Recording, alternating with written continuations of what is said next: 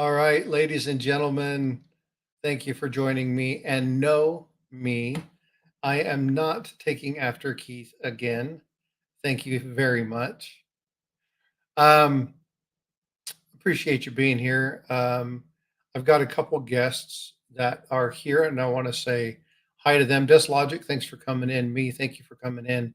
I appreciate it. I don't know why today I look like a giant cherry freaking tomato. It may be the shirt.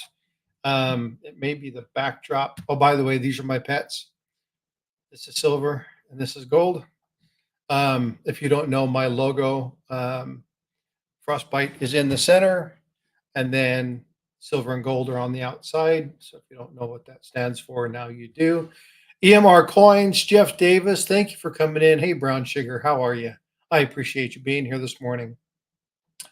So this morning is going to be an extension off of yesterday. And what we talked about yesterday was more of kind of what's your plan when you're looking at collecting? Do you have a plan? What is your, hey, Ringmaster Ray, thanks for coming in.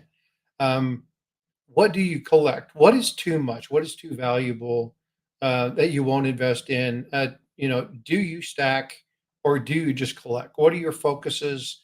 Hey, Farm Dog. Hi, Toonie, or Tiny. Toonie, you're not a Canadian coin.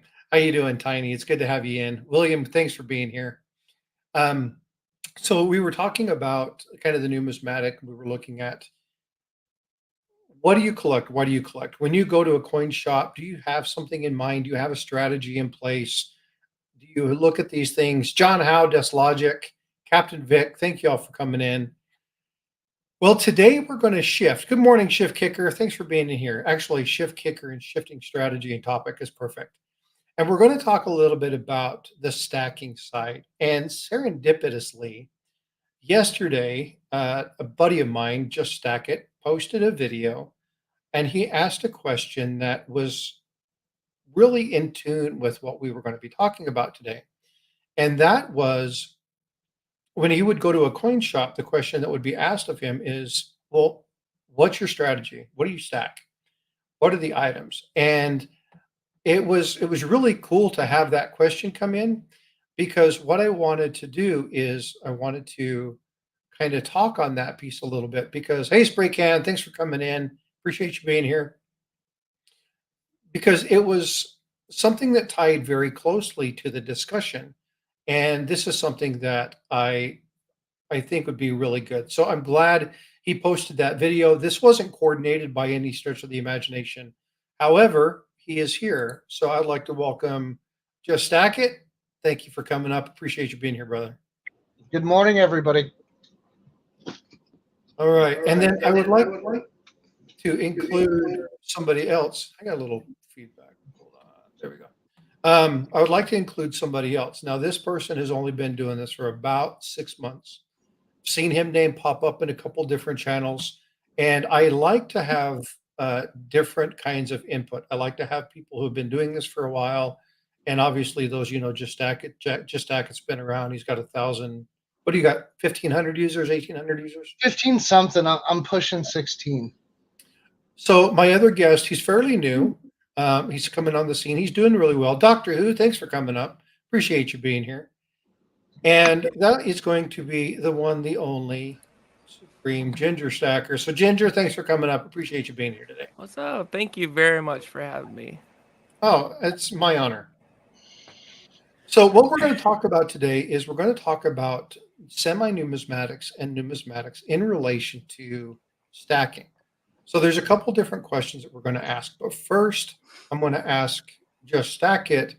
Talk about the premise of the video that you did yesterday.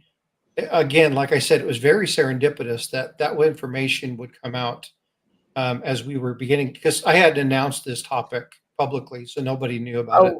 Okay.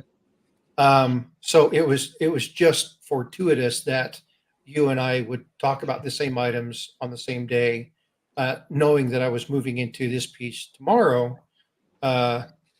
It just kind of worked out. So can you tell me a little bit about why you did your video and how that question was kind of brought to the forefront?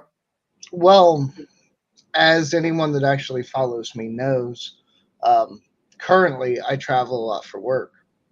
And so between that and my own, searches for coins, I'm often in different places. I go into a bunch of different coin shops. I've recently started going to coin shows, and it just always comes up, the question, and it's in different forms, and we, give a little leadway there, but they all ask the same thing, like, what are you looking for? What are you into? What do you collect? Somebody that maybe primarily focuses more on bullion is going to ask, well, what do you like to stack? Uh, and I never know how to answer the question. It always seems like very awkward for me to try to, because I mean, today that answer is different than tomorrow. Um, it just changes so much. And I see the other people around, like, throw them under the bus here. Like, I know CM Silver loves like world coins, and he is very into that, and he knows a lot of information there that I think the general people that aren't into that know, and he seeks out those coins a lot. So like that's one example of someone who kind of does have a focus. I don't have that. I just like things, and I see things, especially a good looking coin. I don't care if it's from the Netherlands, the United States, Canada. If I like it and it strikes me as interesting, I probably want to buy it, considering the price isn't ridiculous. And so, like, it always makes this awkward situation when you walk into a new shop and they're trying to serve you, but you don't know how to serve yourself. And so Exactly. I do what I can to kind of give them a short answer, and then proceed to just tear their entire shop apart, asking them to pull out everything that they can so I can look at it, because like I point out stuff they forgot they had. That's the kind of person I am when I'm like, hey, the back of your case over here in the corner, in the dark corner, what's that? And they're like, oh, I don't know. And they look, and they're as surprised as I am when they pull out, a pile of brown ice or something. Like, they just don't know. So it's very weird. And I have coin shows are rough because I have to usually cut myself to a time, and I never get to see everybody. But like a coin shop, it's not abnormal for me to be in a new coin shop for 2 hours. Easy. Just Oh yeah. looking around at everything they have, because I don't want to miss out on that one thing that I don't take the time to look at. So I spend my time and try to cover everything. I feel like I spent that much time. If I did that, I would not have very much money left. It takes some willpower not to spend your life away. I mean, and I've gotten better at that. Like, you just haggle it down. Like, it doesn't matter what it is. If you Yeah. don't absolutely want it, offer a lower price. And if they say no, they say no. But you got to approach it the way that coin shop dealers do. When you walk in, let's say you have a tube of Eagles, right? When you walk into a coin shop with a tube of Eagles, their whole buyback price is, yes, market based, but it's also going to be based on the other thing, supply and demand. What's their supply like? Do they need a tube of Eagles? Because if so, they're probably going to offer you a little bit more. Do they have a bunch already and they absolutely don't need these? They probably don't even want them. But if the price is low enough, they'll go ahead and take them off your hands. It's that same thing. So you're playing the same game with them. When you see something you like, I don't know, say it's $150, go, I'm probably at like 125. Could you give me that for 125? And if they say no, they say no. Or if they haggle back, they haggle back, and then you can work that out. But that's how I handle not buying things that I probably shouldn't, is just haggling it from the jump. And that way they're kind of the ones telling me, no, don't buy it. So, how much do you guys usually bring when it comes to going to the coin shop? Like, how often and how much do you bring? See, you just kind of read my mind. I'm really glad that you asked that question. Go ahead, Matt. I'll turn it over to you. What do you No, do? no, no. You're the host. You're first on this one. I'm tired of talking. So most of the time when I'm going to a brick and mortar shop, I'm going because I have something specific that I'm looking for. So remember, I'm primarily numismatic. So when I go in to a coin shop, I'm looking for maybe a book fill. I'm looking to fill my typeset album.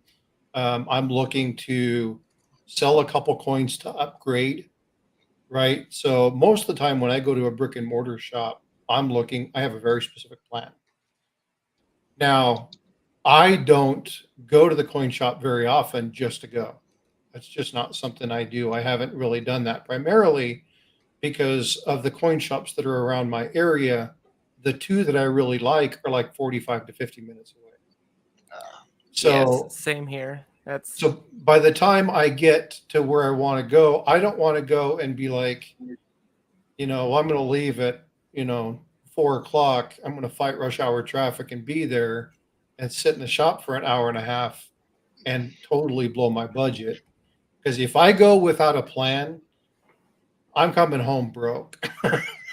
yeah. You can. So with me, some of it's when I'm traveling, and it's like my getaway because when I'm traveling for work, I'm kind of always on. Like, I mean, you're traveling, your family's not there. Maybe I'll take some time, watch some YouTube videos or whatnot, but like pretty much the whole time I'm on. It's not abnormal for me to be at the site working at like 9 a.m. and it's not abnormal for me to still be there at midnight, literally. So in between there, if I go to lunch or something, that's when I try to hit a coin shop or something. But it's like that breakaway for me, and maybe that's why I do spend more time. But when I'm traveling, I don't take cash.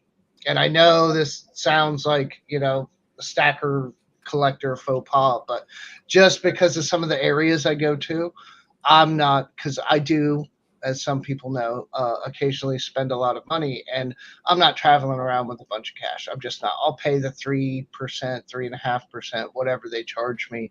I'm using a card because I'm not carrying that much cash. So when I'm traveling, I do that. But now here locally, I do try to use more cash. And I'd say just because I might run into something that I really want, I take it probably about $400 to $500 cash every time I go, because that's going to cover me if they have a really nice 10-ounce bar that I want, or they have some coin that somebody brought in.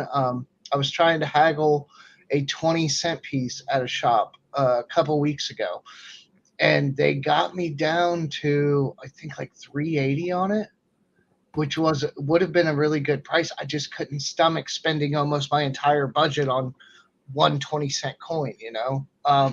So I passed on it. But That's because that you're not a diehard collector. Well, no, I wanted it. I definitely No, I'm did, just but I came in for bars. And so it was, if I buy this, I don't get my 10-ounce bar, and that's where I drew the line. But yeah, I mean, those things happen, and that seems to be about the range for me. That way, if there is a gold piece or something I decide to pick up, I can do that and still do some other things. That's my range. But of course, I know everybody can't do that, and everybody can't do that often, right? Even I can't do that every day. Shoot, I wish I could do a lot more than I have been. Um, the last silver pieces that I bought were um just a couple generics, Mhm. the 1 ounce bars, and that was just because I was thinking of at least getting my fix for however long I never bought anything. I haven't bought silver in so long before that. And so I went in just to get my fix, and I was like, I'm just gonna get some generic to be able to melt later on, because that's what I'm gonna be starting to do, is getting into that hobby and having fun with melting and sand casting silver. And Oh, that's good. yeah, I have a cool. whole bunch of stuff in my Amazon cart, and it's around $1,000 worth of stuff. Hit me up after the stream because I just started. I might have some lessons learned or some things that we might be able to cut some of that cost down. Um, I'm probably on. I've poured maybe like 5 times, I think now, if I Yeah. had to like put a number on it. But in there, a lot of it is I keep it hot and then I re-pour and things. But Right. I just last night successfully poured some buttons that are Yeah. close enough to 1 ounce that I'm kind of happy with it. And so I'm trying to work with it and balance that out. But I don't think I spent nearly that much. Well, So the thing is, most of the cost is me getting a 3D printer and a laser engraver. you're going like, oh well, I'm sorry then. You're Yeah. going like, okay, He's I'm going just in. Yeah. I'm just over here with the furnace, caveman in it up. Yeah, I got a 3D printer in the cart, and I'm gonna 3D print anything. I'm gonna make my Do you own have? coins. Where are you at? Do you have a micro center anywhere near you? I have no clue what that is. So Okay, it's like a computer store.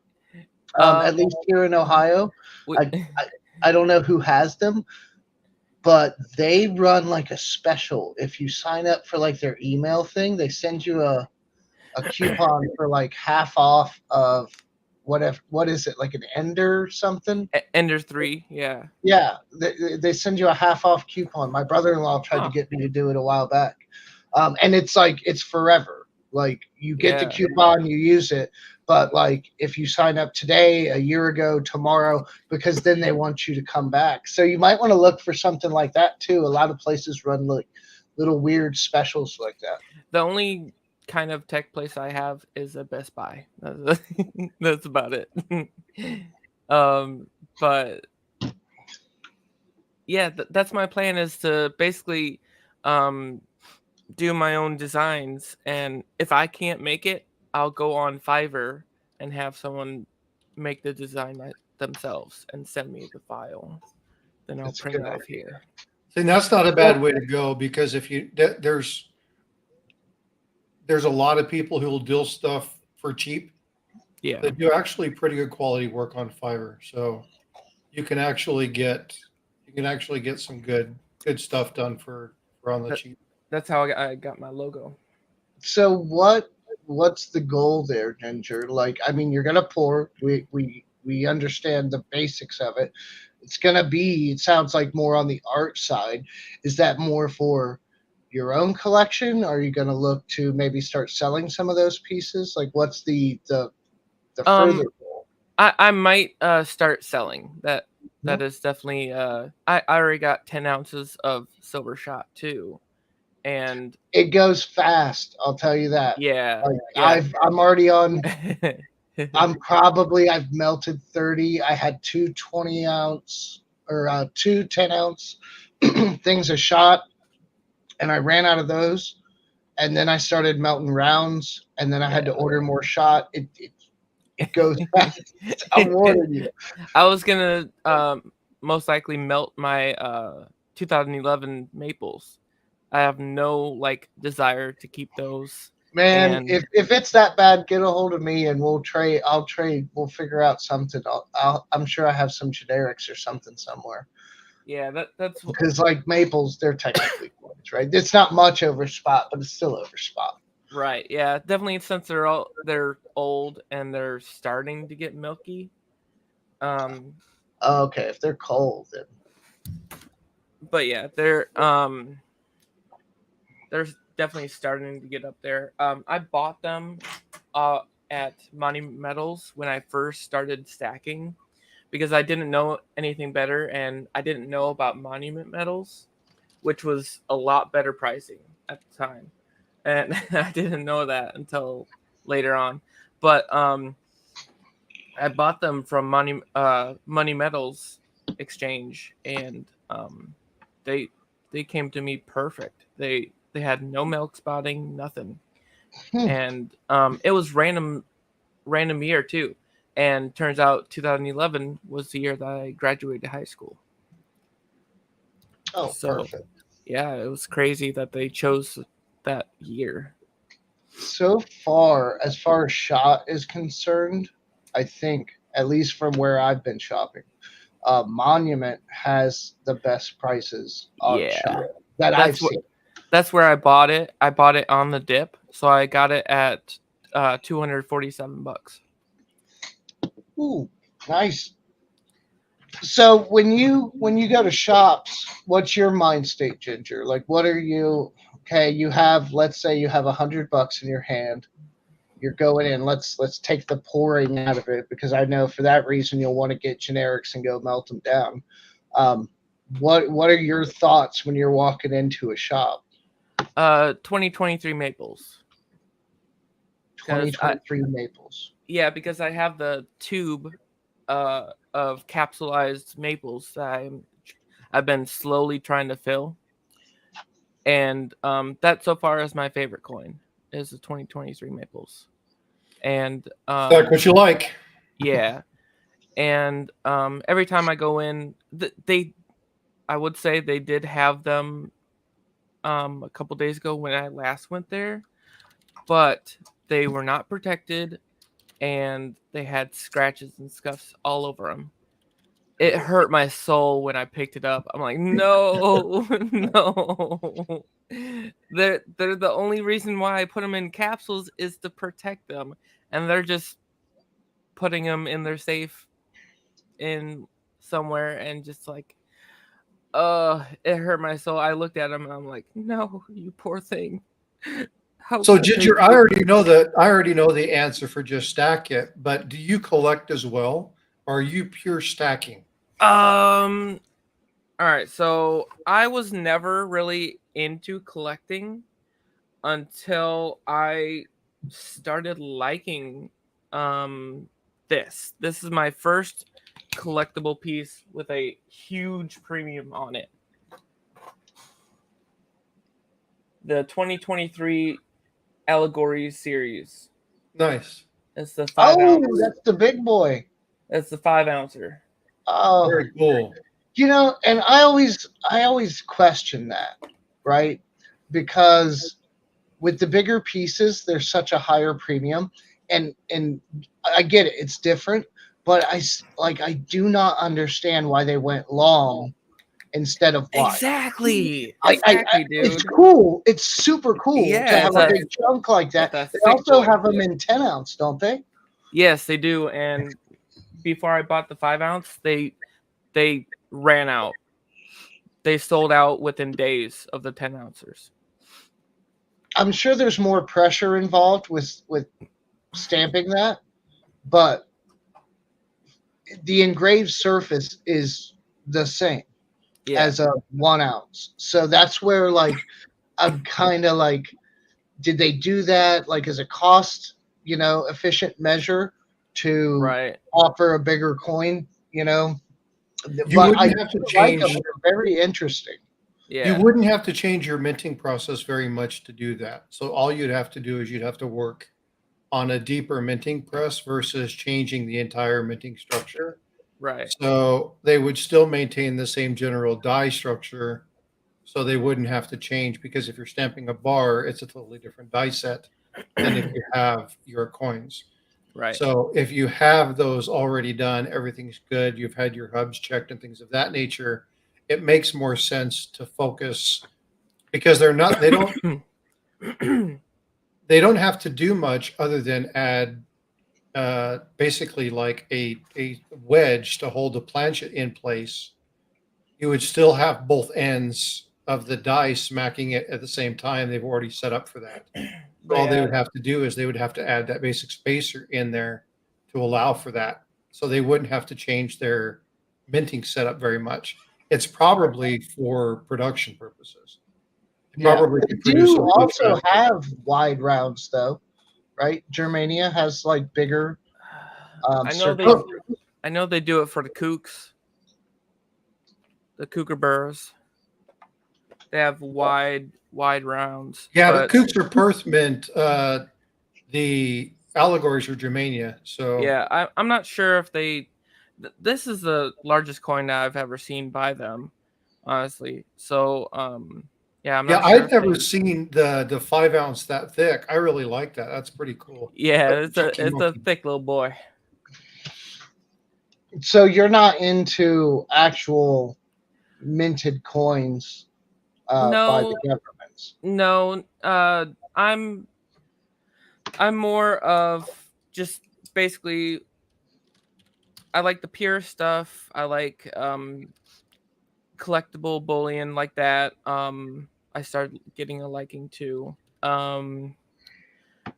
Like I have in my cart a tube of the brand new 2023 Dragon bars at Monument Metals. And I've been like debating even getting that because it's 600 and like $18 right now for the tube.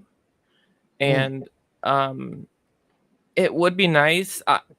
In that instance, I was just thinking about resale um right. in the secondary market because every single Dragon um Goes up. bar that's ever happened, it's gone up.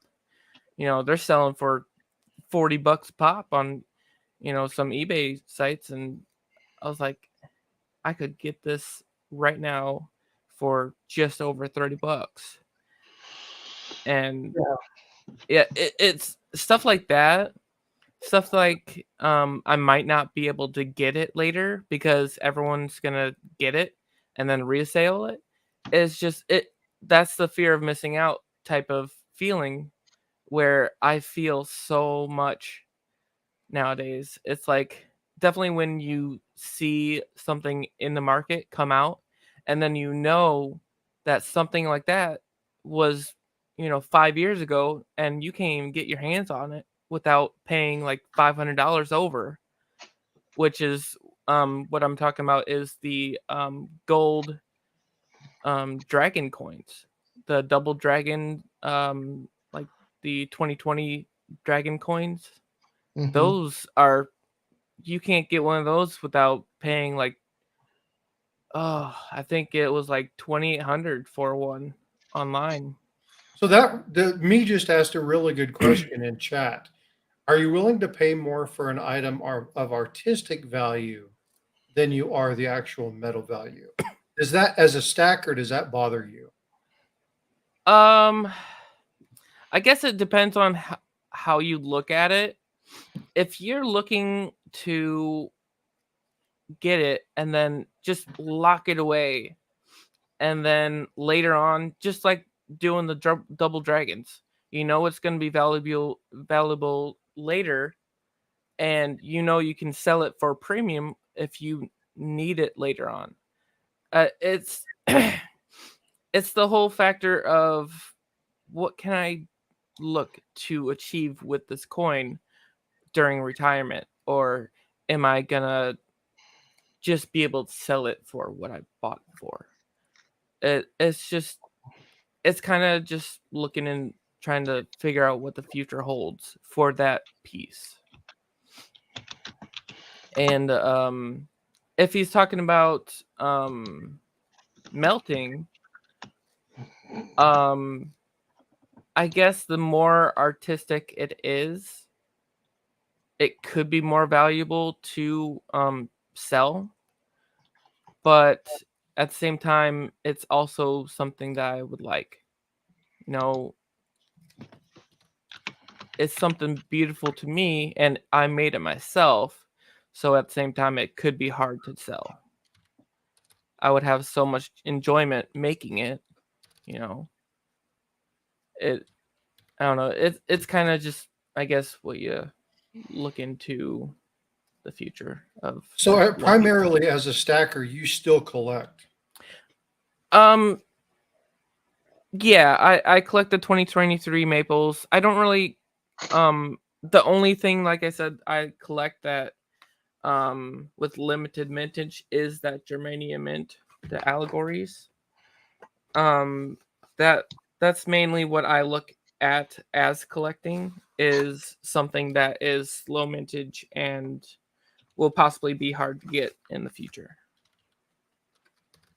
I So I guess. already know your issue or your statement on this, Matt, uh, because as soon as I seen the Japanese silver bar yesterday, I was like, "Where is he? He's got to Well, be yeah, here. yeah, He's got to and show up." I was quiet. I was going through War Nickels, and I had mentioned Flip asked. It was like a week or two ago or something to that effect. He was like, and I was like, and I told you during our interview.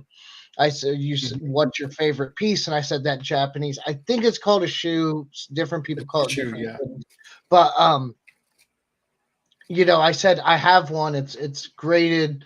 It may not be the best grading company, but it's a really nice example, and I paid a lot for that. And then so Flip put that up as soon as I heard it, and I somehow missed it on the auction list. I switched back over. I'm like looking, and I started bidding. Now I should have kept going on that, but it's CM Silver that I'm bidding against. And not only do I know that he likes world coins, but he's a good friend of mine. We talk. We've done a lot of business together.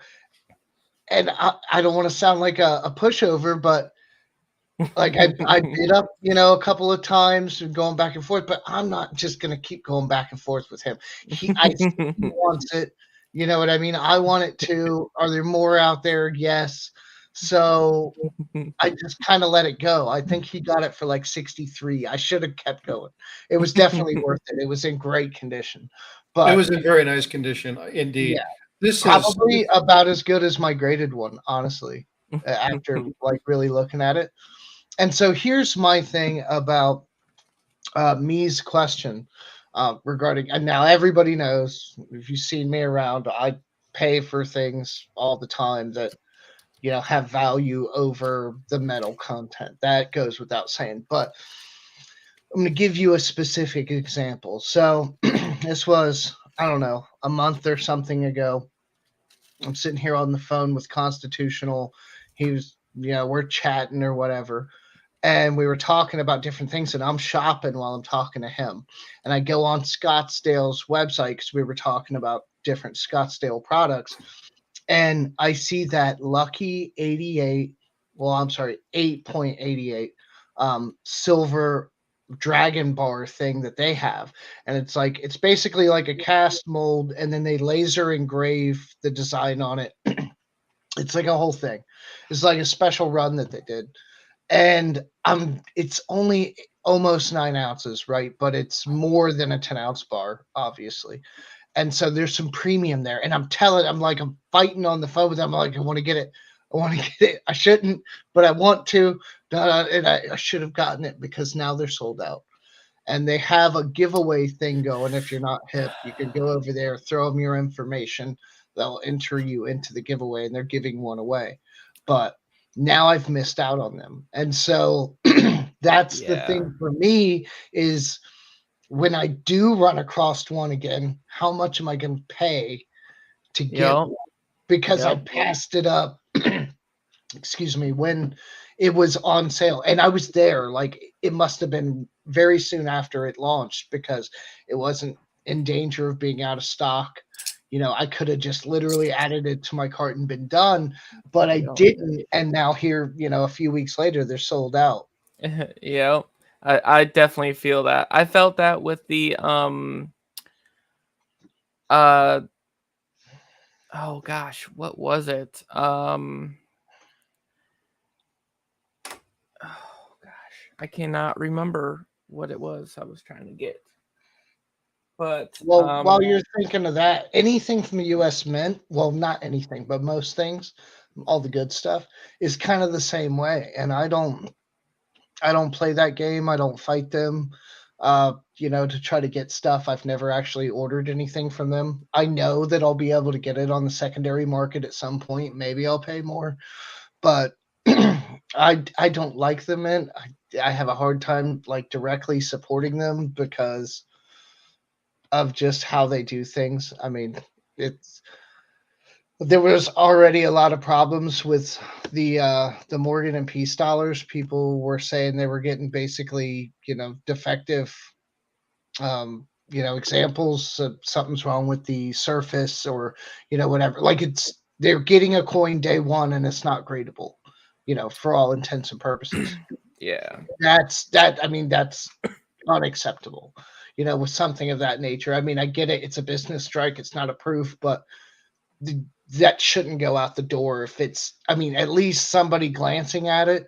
If there's anything wrong with the coin, it shouldn't be sent out. Like that should be defective, put back in, rerun some more, whatever you got to do to fill the orders. But melt that sucker back down. And I just got.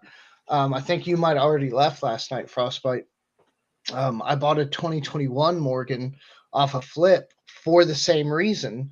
I got it for, I think, a deal, less than he paid for it anyway, because there's some kind of blemish. I think it's some kind of scratches or bag marks or something on the cheek, and it's not gradable. And so he can't send it out and get it graded. So he's like, there's no money in it for me. I'm basically going to cut my losses and sell it. I don't mind having one that's a little, imperfect for the right price. So I went ahead and picked it up. But I mean, that just goes to show you, like, their quality control doesn't seem to be there. That and their prices. I don't fully support. I've seen a lot of cash grabs going on recently. The whole thing with the director strike was nice. It's kind of like throwing a bone out, but I feel like that almost just creates more problems, because then if somebody does want one of those, it's going to be very hard to get, and they're going to want an astronomical amount for it. And really, it's the same coin. I mean, if we all know how presses work today, all Ventress Gibson did was hit a button versus Joe Blow mint worker hitting a button, and everything else is the same. So like, how special is that coin? I get that you get the signed COA, but by comparison, there's not a whole lot of difference. And I've already seen one on eBay. They were asking $1,200 for. I think it was a peace dollar. But it's that kind of thing. Like I think they're more in it as a business than they are concerned about collectors. And that's sad, but I think that's kind of where we're at currently. Hopefully it changes, but that's it. So let me ask you a quick question.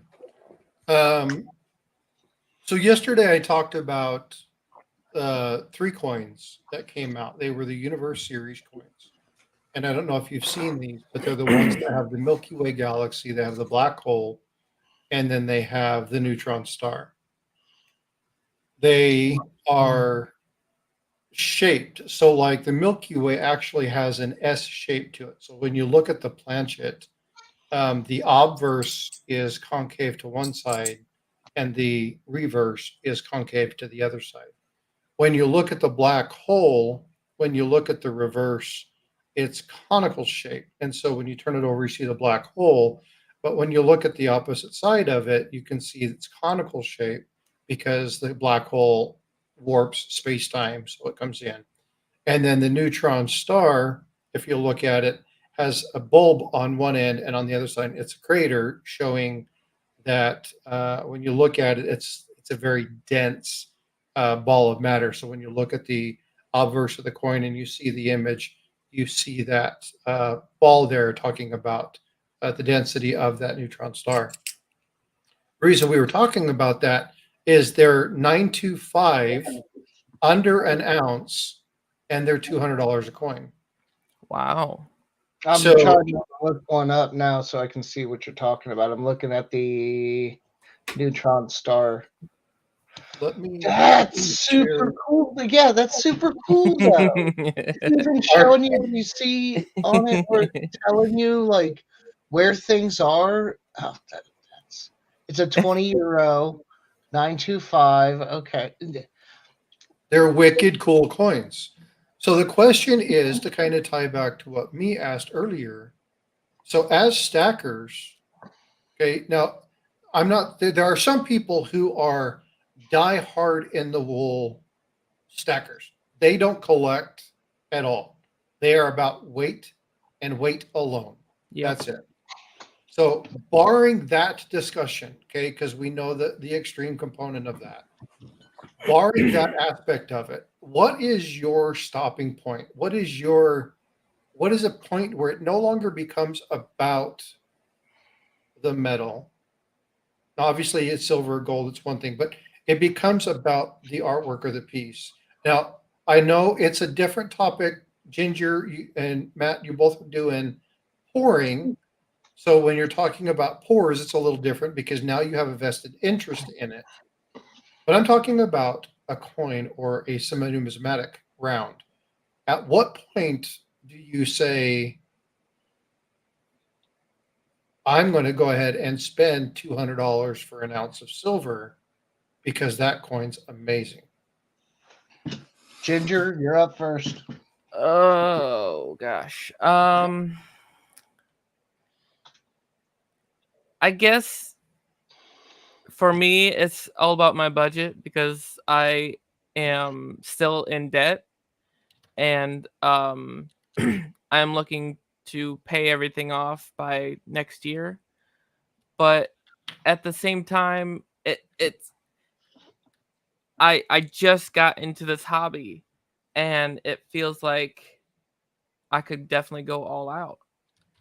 I got I can have saved up over $5,000 a month just in general to put towards anything. But I've been trying my hardest to just save it up and just put it towards debt because my smallest loan is my Ford Fiesta and that's at 6,000 and I'll be paying that off at the end of next month. But when it comes to something that I like in that instance, the Germanian mint, um, I mainly make the mintage talk for me because if it says just like this 5 ouncer, just like that 5 ounce, it says that there's a limited mintage of 500, and it's gorgeous, and um, that also makes me want to collect all the others. So, like, as on top of stacking for weight or whatnot, um, it's it's basically branching off from saving into basically making it more of a hobby. And I guess I don't know if any of that answers the question, but I'm still fairly new. I don't really know fully what the saying newsmatic or all of that even means. So I'm fairly new and I only learned about this stuff, all the newsmatic stuff not too long ago. So So this again, Matt, this is where your question again was serendipitous because here we are again, a person who's talking about what they're doing, saying, but I really don't know exactly what I want to focus on. I really don't know. I do. There's all these things. It's a great big hobby. It's this great big thing, but I don't know if I want to stack purely. I don't know if I want to collect. So this is why your video yesterday, the question that you were asking is so important because in my opinion, it's very, very important to have direction. Now, it doesn't mean that you can't go willy-nilly, and I'll refer to him here in just a minute. Right? Or if you're talking about like YouTube me says, I buy, I stack, I spend money on money. Silver, gold, if I like it, I buy it. Right? Because if I'm going to be spending my money, that's what I'm going to do. That's a shotgun approach. And you could do the shotgun approach, but if you're going to stack or collect, now I happen to know that me also has very targeted goals and plans for certain items, focused. 1776, 1976, okay, bicentennial, April 13th or July 4th, $2 bill notes stamped at the post office. There are certain things of absolute specific things that he is looking for. When he goes to look for $2 bills, I can tell you exactly what it is he's looking for because he's got a strategy, he's got a plan for that particular item. But it doesn't mean that he's going to follow it and pay attention to that strategy every single time. But he has a strategy and he has a plan, right? And that's very important. And so that kind of goes back to, when you go to the shop, you were looking for maples. 2023 maples, that's what I'm picking up. That's what I'm going to buy. Unless you know that there's something else that you want, right? But you go to you go to a coin shop knowing what you want to buy. Does that change when you're on an online shop? Like Yes. if you're at Reckless Metals or you're at Coin Crew or you're on Big Flips, does that strategy change or do you maintain the same approach? Um, the difference between the coin shop and online is quantity. I won't go to a coin shop and get a tube or whatnot. I'll go there for a few like specifics, like maybe like I'm slowly filling my tube of 2023 maples. If I can't afford 8 of them, which I need right now, I'll go to the coin shop and grab a couple of them. It's that's mainly the difference between online and the coin shop is my small budget. Matt, what about you? So for me, it's very different because I just get caught up quite often in so many different things. So I lied to myself early on, and as I started getting into half dollars that were graded and whatnot outside of junk silver, I told myself it's silver, so I'm still stacking. It's just a really nice coin to stack. So I did that, and then that kind of opened up the floodgates. And then, of course, like coin roll hunting, you start to hear things. Like I remember the first time, I think it was Ringmaster Ray actually that told me about the 2009 nickels, how low mintage they were, and that's where I started like picking up on, and then also like the W quarters. I'm like, here I am searching these quarters for silver when there's something that's not silver in here that's worth more than the silver I'm looking for, and I'm not even looking for it. So it was some of those instances that really kind of opened my eyes to value that is inherent to a coin or a piece, beyond the physical amount of silver or precious metals in the coin. And I mean, there's tons of examples of cents that are worth a lot of money, some of the errors and things, and clad coins that do have a lot of numismatic value. I mean, something like my 1916D Merc dime is that was a hard pill to swallow because I know I need it, right? And I see one in a case, it's graded, there's no question whether or not it's real. That was a lot of money for one coin, and almost no silver, right? And so, but the value of it just far outweighs. And then, of course, you have the fact that it completes a set, which is very hard to do with a lot of sets because of key and semi-key dates. So that's kind of where I'm at. I am trying to limit myself in what I spend those purchases on that are far outside of their intrinsic value. I try to keep somewhat grounded, but if it's there and it's going to continue to be there, as far as like what Ginger said, if the mintage is low, if it's not something that's common that kind of just runs out every year, because like there's some products, right, that Very. they have a low mintage but they mint them every year. And you could argue that they're kind of doing like a set thing, but maybe it's a slightly different variation year to year, but so there's still more and more of them coming out. Like one example is like the glowing galaxy maple leaves. They've been doing those for a few years now. They have a low mintage, but they continue to produce them. So that one's a little on the fence. I did buy a couple of those because I thought they were cool, but I didn't have to pay that much for them. I think it was about $100 per ounce.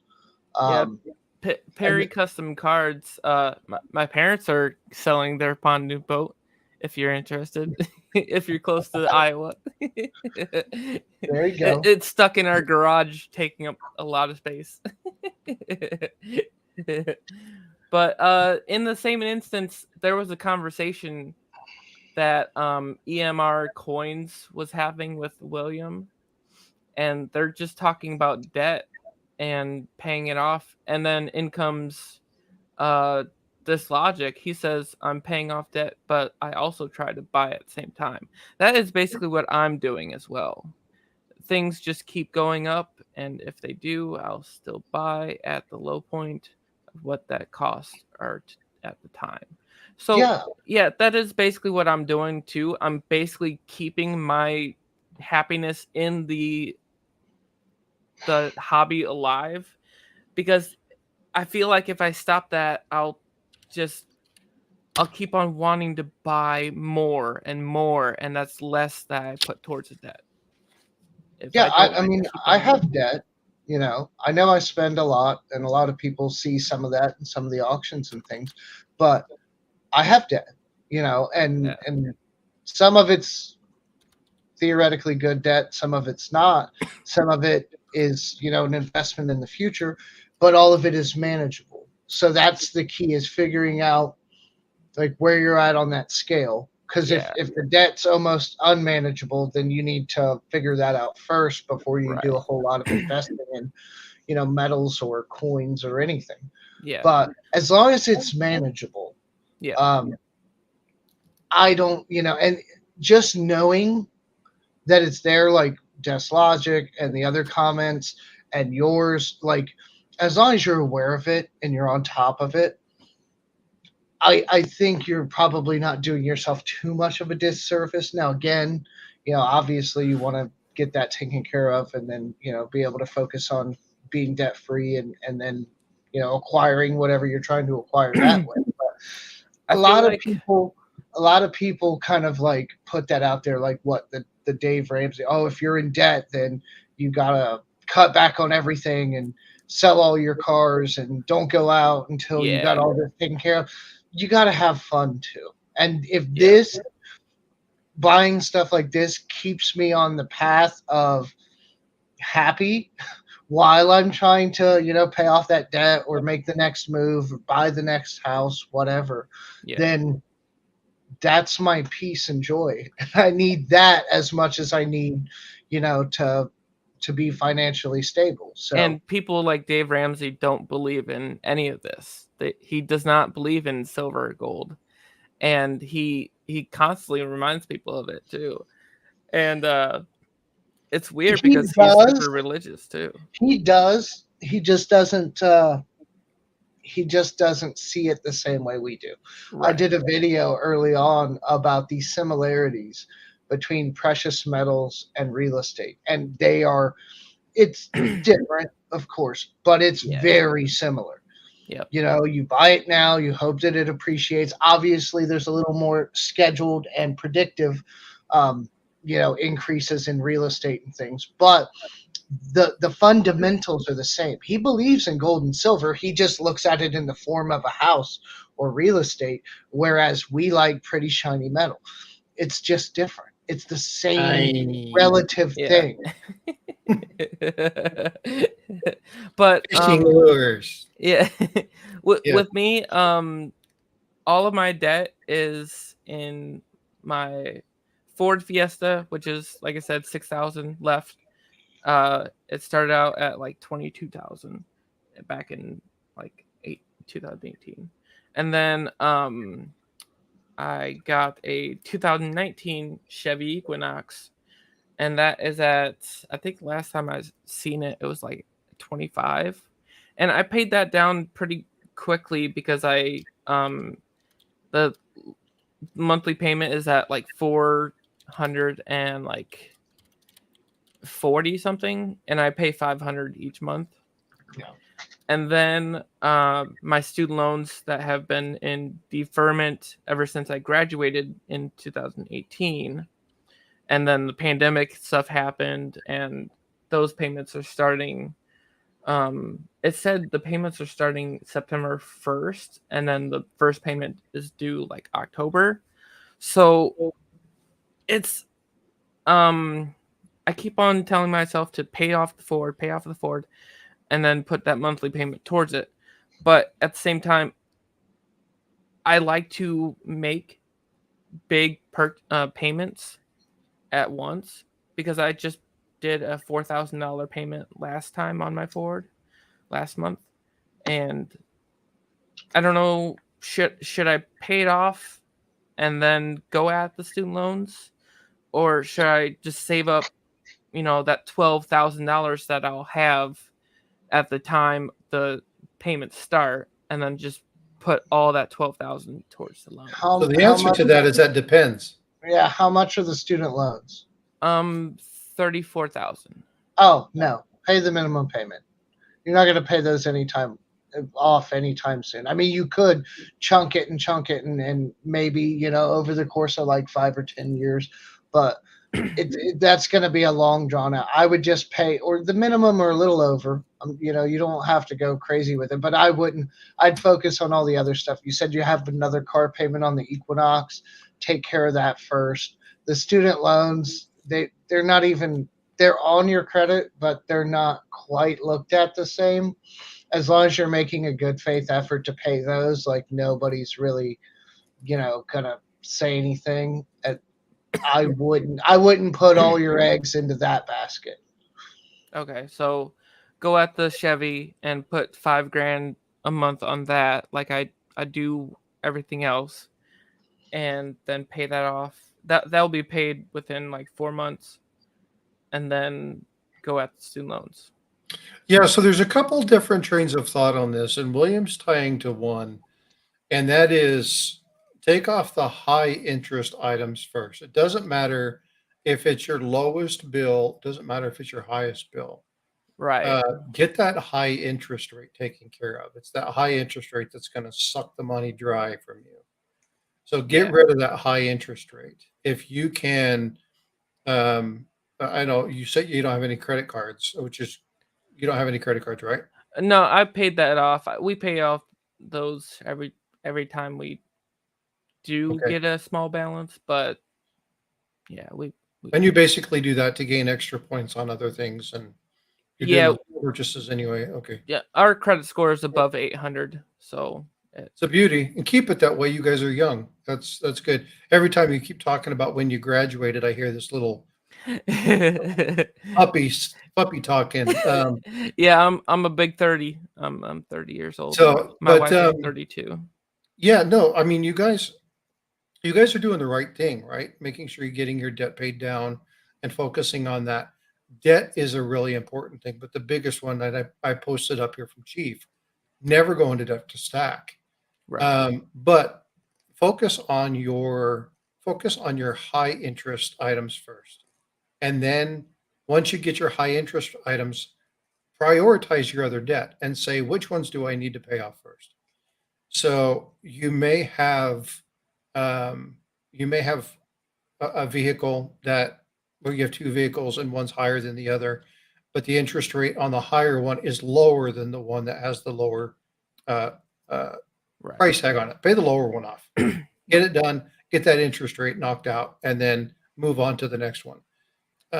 So strategize just like you would, your normal purchases. Strategize paying off that debt because this is also doing something else for you. Number one, it's planning you to be smart with your money, right? So Yeah. understanding what's going to happen. I think you're setting yourself up for a really good success later in life that it took me up until about 10, 12 years ago.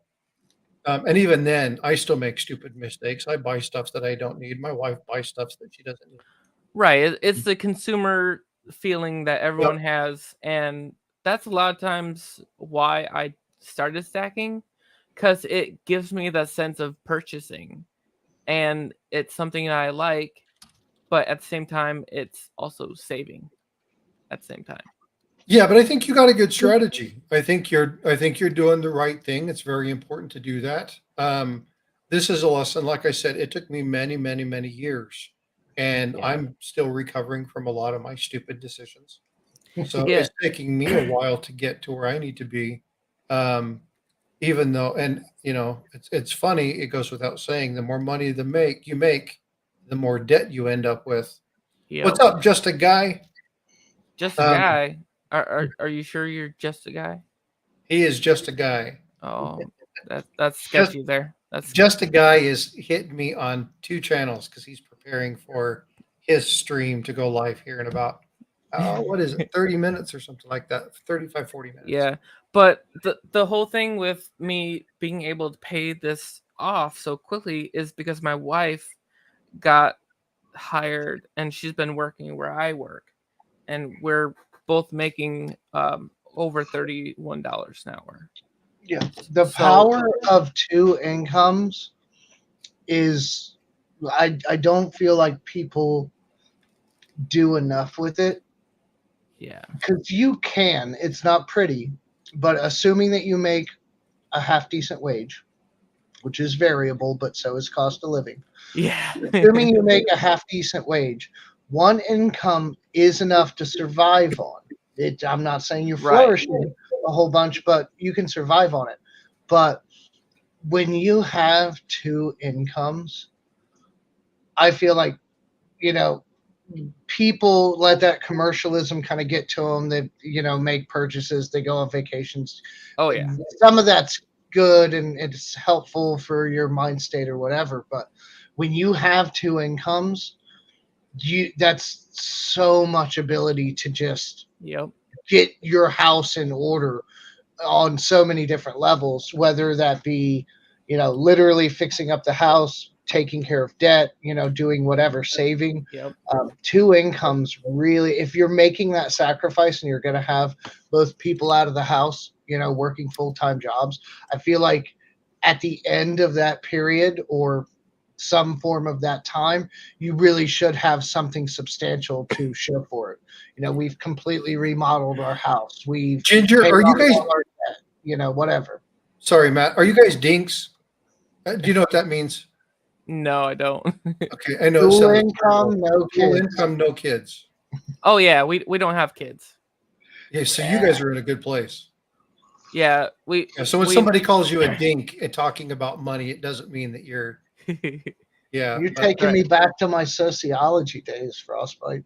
Yeah, the thing is, my wife does want kids, um, and she can be a big spender nowadays. Now that she has that job, and she knows we can buy anything that we wanted, but I try to keep her from doing that because I keep on trying to remind her that this debt is important to be paid off. And she's been getting super depressed because she has all this ability and it feels like her life is still stagnant, and it we're not getting anywhere, and it's just paying off the debt and that's it. There's nothing Well, really you else. don't see. Yeah, you gotta. That's a perception thing. Right, You and don't I see it. tell her that I look towards the Let future. her. I mean, I don't want to make this sound like the way it's gonna sound, but like, let her. Not let her, but tell her it's okay to spend some of that money on, like, sounds Right, like you do, on things that are going to help her peace of mind, or kind of fill that need of acquiring something, whatever that might be for right, her. Let her try to reasonably do it, but you got to have that too. But when you guys are in a position where you're, it sounds like, pretty much going to be debt free, hopefully within a few years. Student loans, again, like, that's gray area. Like, you'll have that. You can still have student loans and consider yourself debt free for the most part, because all those payments are pretty manageable. Um, so once you get there, though, and then you look at people around you that can't even save money, let alone think about being debt free, you it you look at it completely different. Like once you are debt free, or very financially responsible, you look at that and you're like, oh my god, I can't, I couldn't even get back in that position. Like it's almost Yep. scary to you to like think of like how do you not walk around pulling your hair out and freaking out every other day when a bill comes, Yep. when you don't have the money to pay it like that, you I know. I I see so many people making as much as I do at work, and this one guy that works 11 to 7 at night, he's constantly worried because his divorce basically drained his life of finances, and he's constantly struggling every week and every month for paying things off.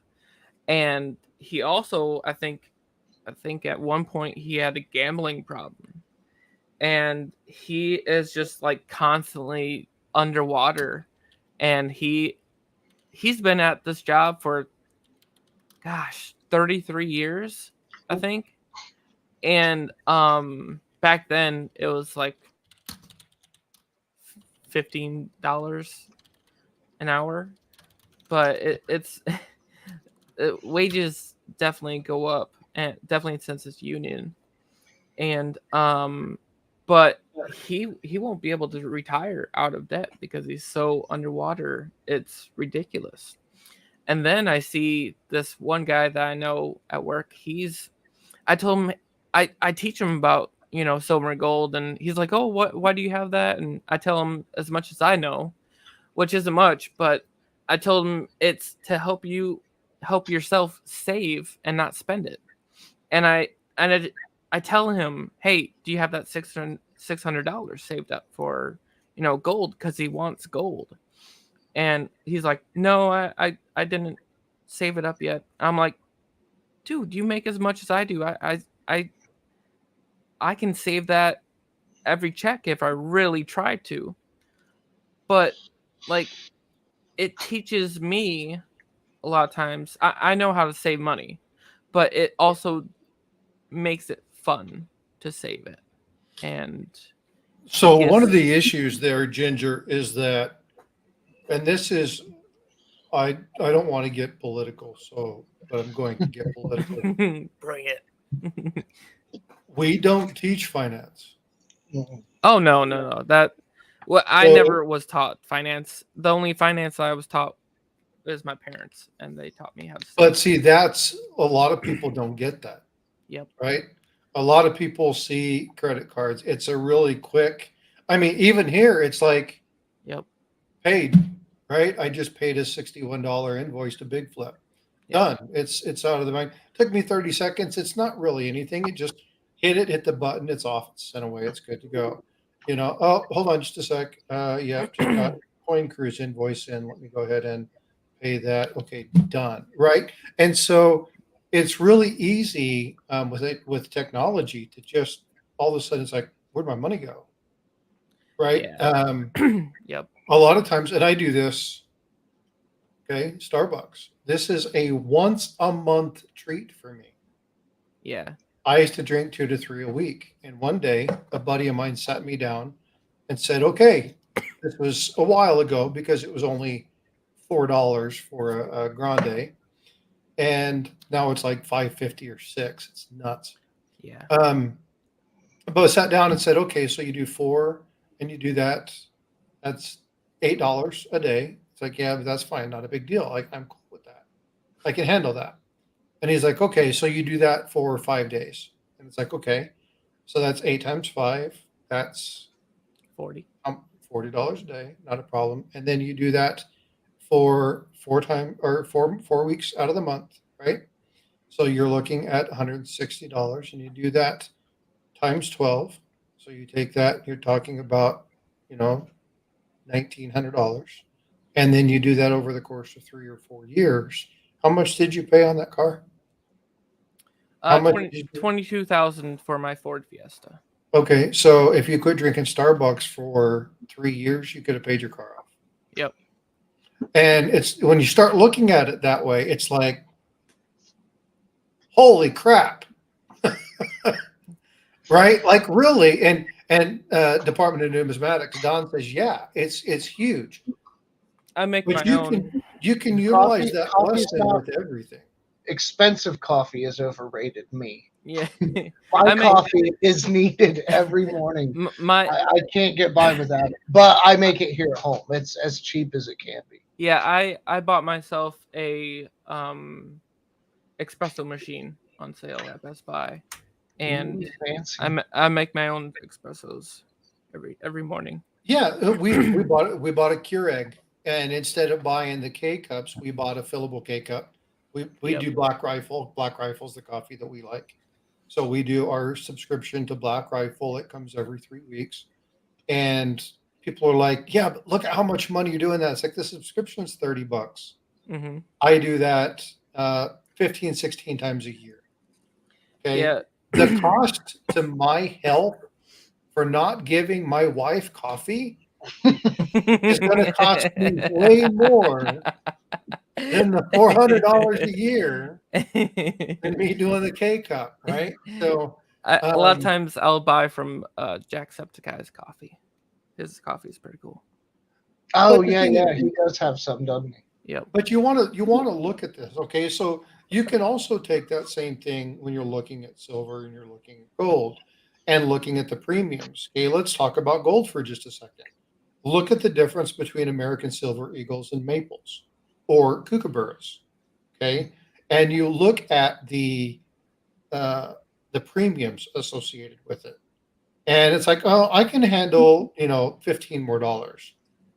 But if you take that $15 and you add it up over time, by the time, let's say you buy one a month and you look through that entire process, that $15 becomes a 10th ounce. Joe McBride has entered the chat.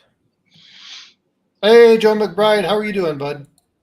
And so when you start looking about little things, when you start paying attention to little things overall, I mean, if you talk about a 10th ounce, and in 10 years, that's an ounce of gold just by buying a kookaburra or a Canadian maple leaf over a GSE, right? A gold eagle, that adds up pretty quickly. And so there's different lessons, but the problem I want to go back to is we don't educate people very well on finances. And so I want to applaud you, being a young man, a young married couple who understand that the finances are important, and just urge you, continue to work on becoming debt free and focus on that, and then focus on your stack. If you're going to buy those vestments, you say you have them in your cart. Do you buy them when you have the cash to? Good. Don't buy a lot of stuff that you don't have a return. Now, the only place that I will not say that that's true in is in real estate. And that's because I don't know too many people that can just go drop $150,000 or $200,000 to do that. I mean, obviously you do that, but Oh, be yeah. smart about it, right? You don't. We could get that. That's a whole nother stream, but you don't. So this house that I live in right now, to purchase it now, it's the next investment property. I'm behind on fixing it up. I'm being slow about it, but I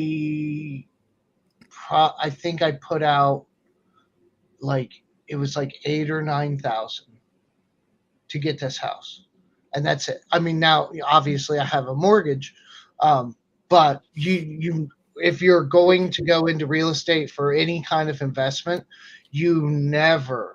That's like the biggest number one rule. You never buy anything outright with cash. It's the dumbest thing in the world, because let's say I have you don't $1 do that. million, you could buy 5 houses, have the mortgages on them, and then do whatever you're going to do with them, versus maybe buying 2 or 3 outright. It's just, it doesn't make sense. And No, yeah. every investor will tell you that. Hey, it surprised me when I got into real estate how relatively cheap it can be to get into. There's other costs, and again, that's a whole nother conversation, but Not only that, but debt is not surprisingly taxable. cheap. Yeah. Oh, the tax benefits of Yeah. like a rental, everything regarding that house is a write-off. Every repair, every supply that you have to buy, So every contractor you hire, all of it's a write-off as a business expense. so I only know one person at work that does deal with real estate, and he's going to be retiring as a multimillionaire, him and his wife. But he's going to be retiring in like 2.5 years. But like, I never really knew anything about real estate.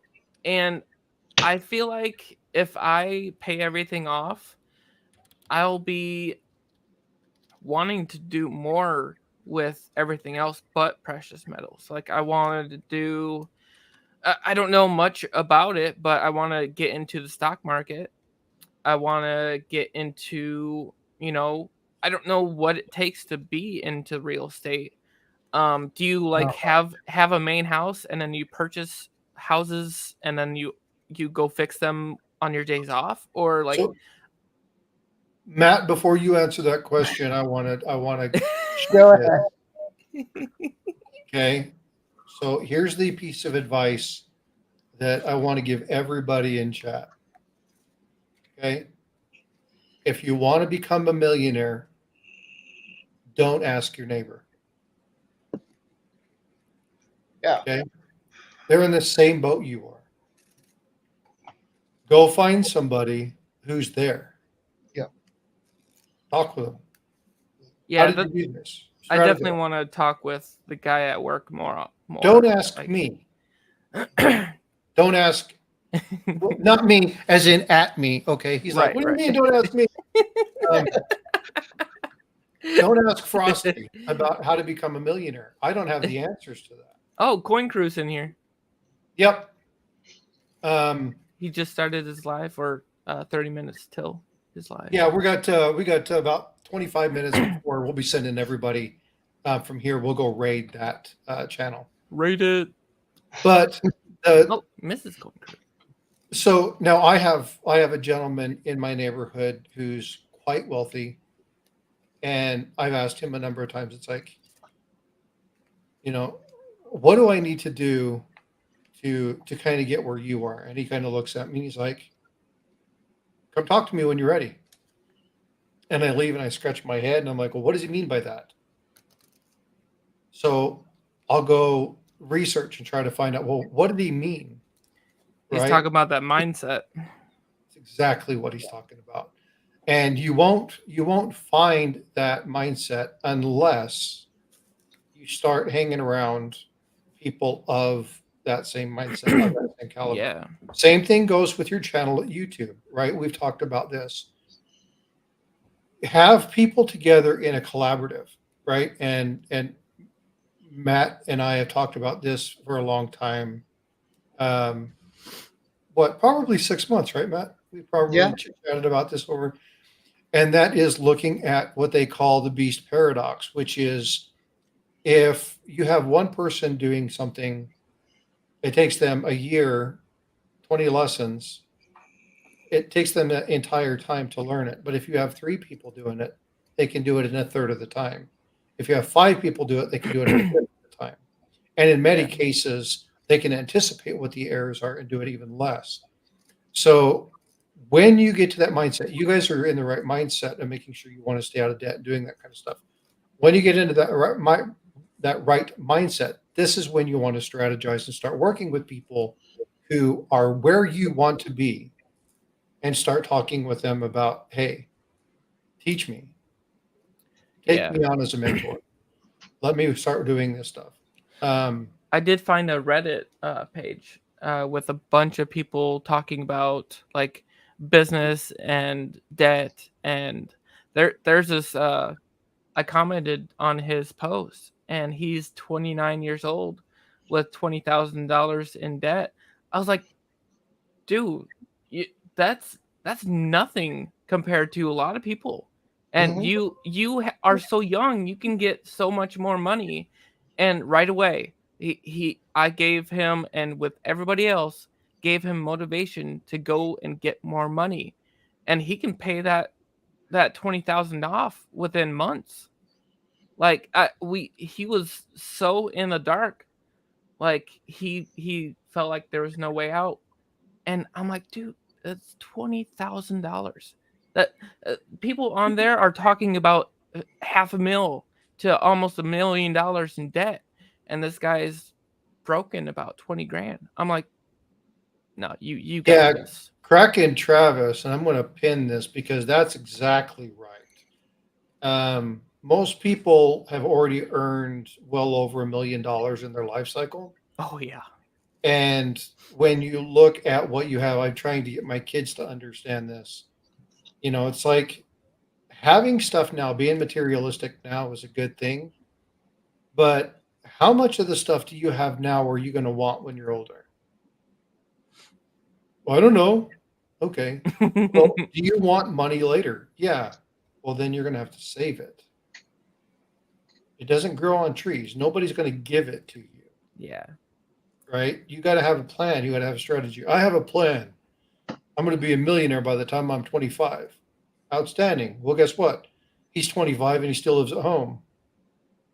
Yeah, a lot of times people say that their income is, oh, like I'd say me and my wife both make just over 140,000 a year now, but we don't. We make way less than that after taxes. We make less than 100 grand after taxes, and that's what I mainly focus on. Is I look at what exactly we're getting after taxes each month, and then I add it up. I no longer say my before taxes income. That no longer uh, does anything for me. Yeah, and think about your money from a standpoint of not what I don't have, Yeah. right? Look at what look, you got to find a goal. And again, I'm going to go ahead and circle this back around because this is a good segue into making sure we kind of wrap up with the topic being in place is what's your strategy? And this is the last 2 days, the basic kind of conversation, even though it's been squirrely and left, right, and we've got off topic.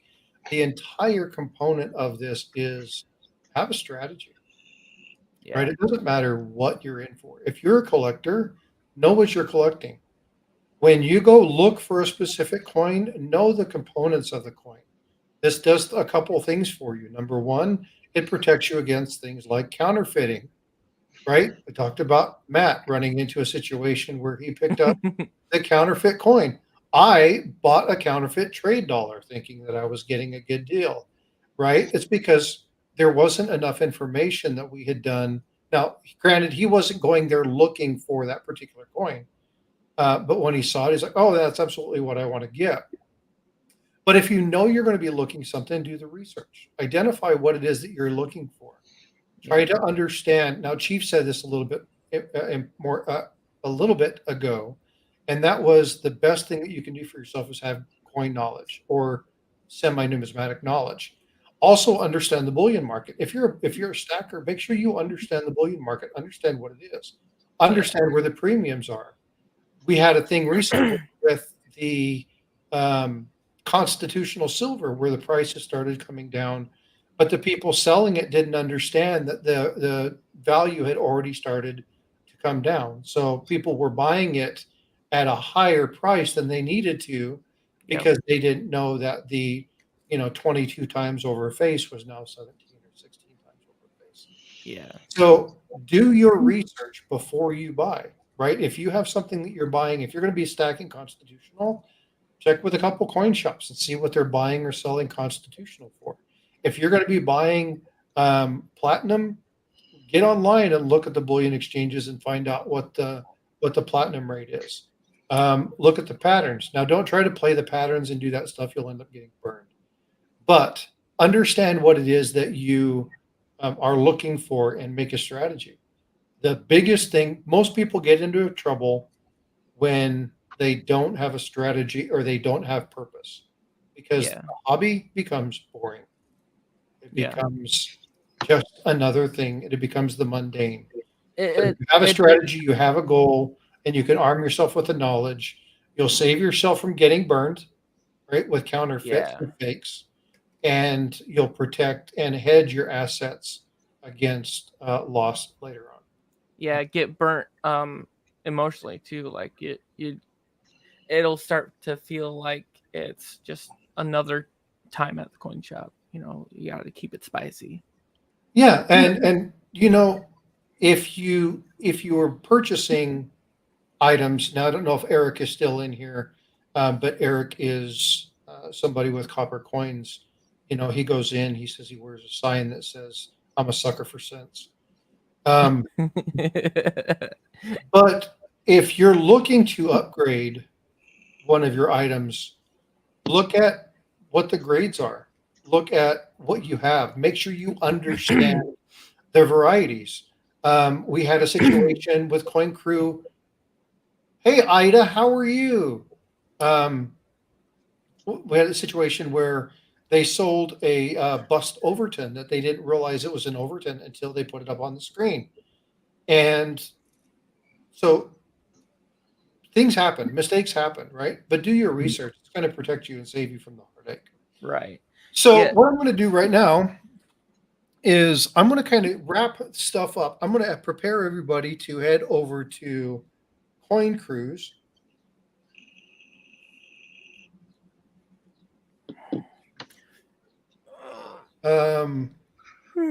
We have so what Mistakes can happen the other way too. I picked up some silver um, proof sets from a coin shop that didn't realize they were silver and had them marked at $5. They just thought they were proof sets.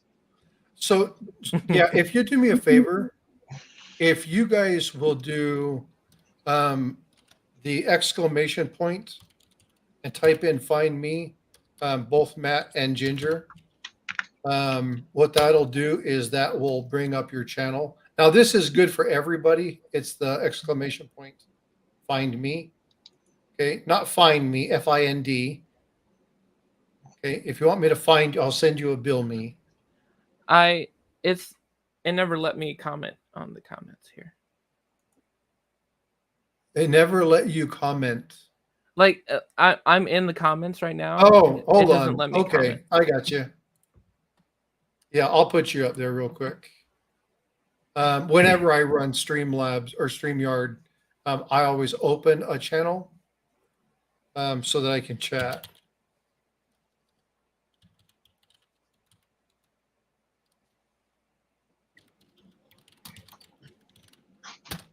Okay, where's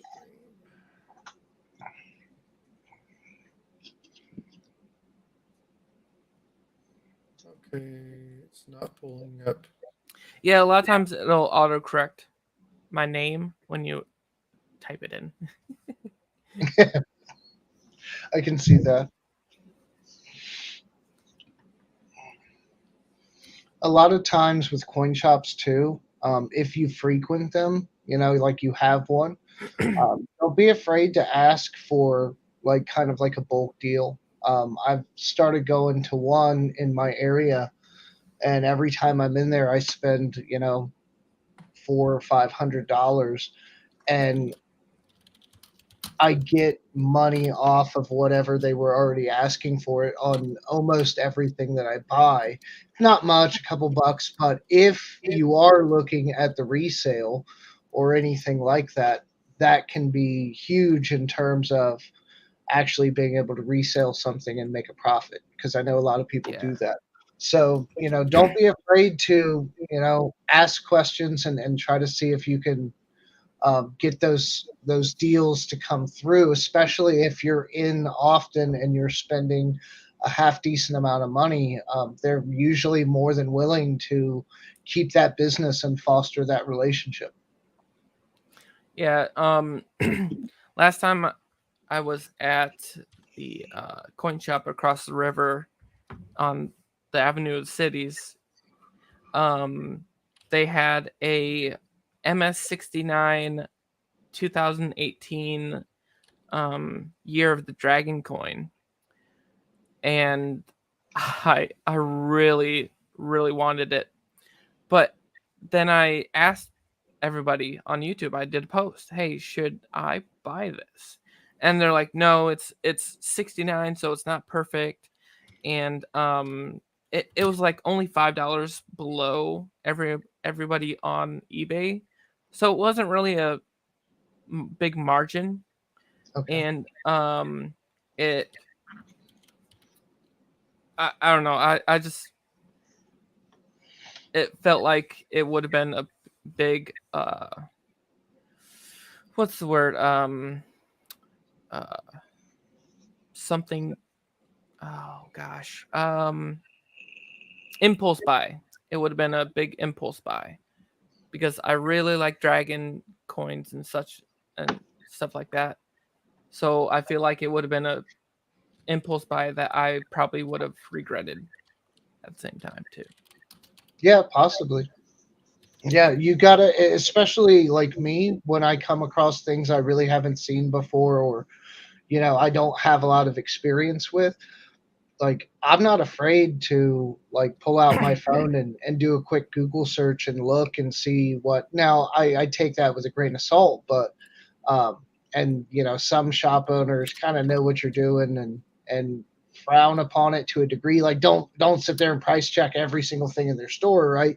But Right. especially if it's something that you have no idea, is that a good price on this or not? I don't know. Give Yeah. it a quick Google search and see what people are saying about it, and that'll at least give you a little bit of ammunition to then make a decision on whether or not you want to buy it. But Exactly. that happens to me a lot because I run into so many things that I just don't have a wealth of knowledge about. That's why I watch people like Frostbite and the other channels on YouTube, is because I gain, like he was saying earlier, I gain that collective knowledge, and I'm better equipped to go out and make purchases, in numismatics, in bullion, and all around, because I follow so many people that I share their information. Yeah. Hey, just stack it. Did I ever send you a mail call? I I can't don't think remember. so. Yeah, I don't think I ever did. I might email you. Do you have your email on your page, your YouTube channel? Yeah, it's on there. Okay. I'll have to email you later and get that out to you. No problem. Thank you. All right, is it time to go? Yeah, I'm getting ready to put that in there. I'm just kind of looking over. There is one thing that I want to do. Miss Haida, could you do me a favor? Could you please put in the St. Jude's link, or somebody, can they do that for me?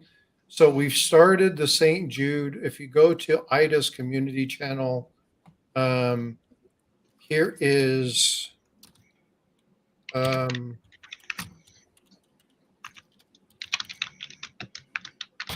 this is Coin Cruise auction. I'm going to go ahead and pin this. Okay, so when we leave here, we're going to go ahead and go to Coin Cruise auction, um, just to do a crash of that.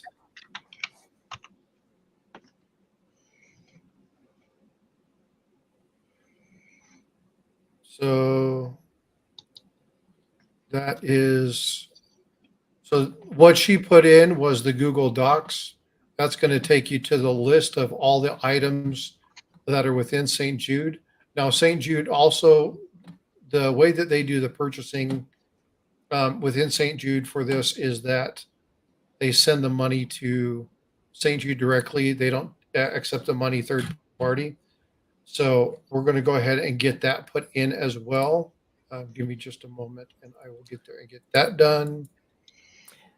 Yeah, stuff like that. Ever since was I found out that, you know how Walmart and all those big box stores are like, oh, do you want to donate to, so and so? And I realized and I found out that they already make donations themselves, and then they ask everyone else to pay them back. So you're not paying the charity, you're paying them back for what they've already purchased or they already donated. So I found that out a couple years back where Yeah. big So box one thing that stores we are doing do, one thing that they do in this particular one to avoid that is that once they auction the items, they send directly to St. Jude.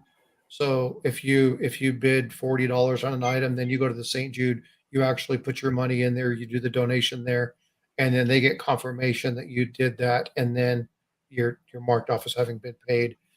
To alleviate that, because a lot of times you'll have information where you have and Department of Numismatics says fees are an issue, but you can yeah. also set up like a Cash App or a PayPal due to a 501c that doesn't require fees. But again, you're still going to a third party. By having people go directly to St. Jude, we bypass the third party. There's nobody involved with St. Jude that's actually holding the money. It goes directly from the consumer to St. Jude, and that way we don't have to worry about money um, exchanging multiple hands or anybody questioning where the money went to. Yeah. So that's one thing that I really like about the general structure of this particular one. So again, that's in there. The spreadsheet is in there as well.